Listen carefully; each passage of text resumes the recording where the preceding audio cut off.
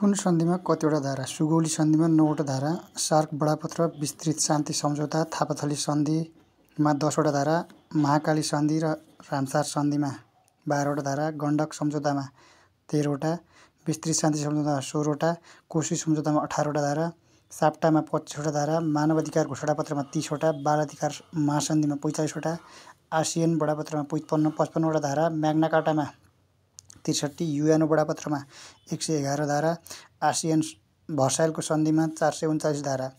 विभिन्न क्रान्तिको सम्बन्ध। ग्रिन रेभोल्युसन भनेको खाद्यवस्तु उत्पादनसँग सम्बन्धित, सिल्भर रेभोल्युसन अन्डा र पोल्ट्री उत्पादनसँग, ब्ल्याक रेभोल्युसन पेट्रोलियम पदार्थ उत्पादनसँग, रेड रेभोल्युसन मासु र टमाटर उत्पादनसँग, ब्ल्याक रेभोल्युसन माछा उत्पादन, ग्रे रेभोल्युसन मल उत्पादन, राउन्ड रेभोल्युसन आलु उत्पादन, गोल्डन रेभोल्युसन फलफुल उत्पादन, व्हाइट रेभोल्युसन दूध उत्पादन, येल्लो रेभोल्युसन तेलन उत्पादनसँग सम्बन्धित।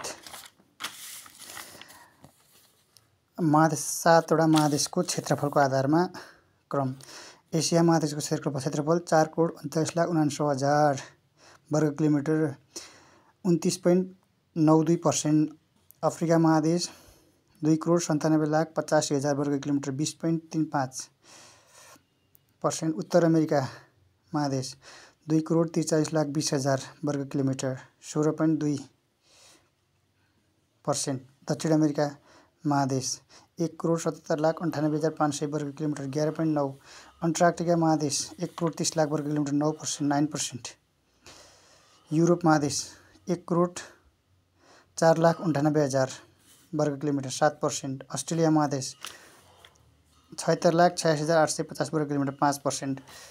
राष्ट्रसङ्घको स्थापना 1920 जनवरी 10 मा। संस्थापक सदस्य 5वटा देश। विघटन 1946 अप्रिल 20 मा भएको। अन्तिम सदस्य राष्ट्र इजिप्ट। अवधारणा वुड्रो विल्सनले लगाएका। यिनी चाहिँ अमेरिकाको 28औं राष्ट्रपति थिए।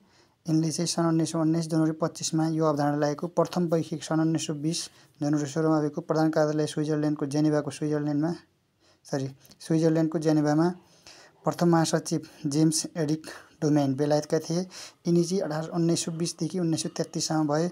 दोस्रो महासचिव चाहिँ जोसेफ लुई एनी एभेनोल 1933 देखि 1944 सम्म यिनीहरू चाहिँ महासचिव भए। यिनी फ्रान्सका थिए। तेस्रो महासचिव सियान लेस्टर आयरल्यान्डका थिए। यिनी 1940 बाट 1946 सम्म चाहिँ महासचिव भए। राष्ट्रसङ्घको स्थापना हुँदा 42 देश सदस्य थिए। विघटन हुँदा 32 देश थिए भने बिचमा चाहिँ 62 देश चाहिँ यसको सदस्य पुगेका थिए।